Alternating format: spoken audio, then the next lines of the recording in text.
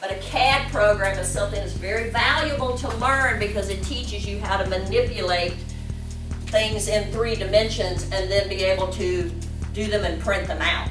So as soon as this finishes, the cool thing about this can hook directly up to the printer. So if we scan this little model and say, ooh, I love that, that's cool, I want it, you just hit print and it'll start printing it on a 3D printer. The weekend STEM camps through Rappahannock Community College are here to support the local students and getting them excited about engineering practices and actually seeing how they relate to their everyday lives. The 2 halves of the program are, one, seeing the actual 3D rendering, or how the images are actually formed with the machines. So here for the college, we bought an HP Sprout, and what that does is it scans any 3D object to actually import it to a file that the computer then uses to work with a 3D printer. So it's split into 2 parts.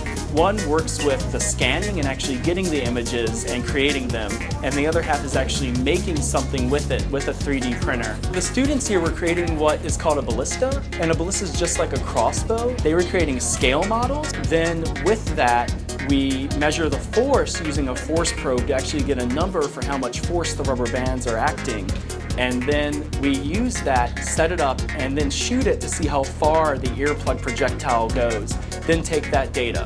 Once we have that point, then you change the force and see how that affects how far the projectile is launched. They take that, plot the data on a graph, and then they find a trend to see that there's a direct relationship between how much force to how far the projectile goes. And they see that through the course of the day.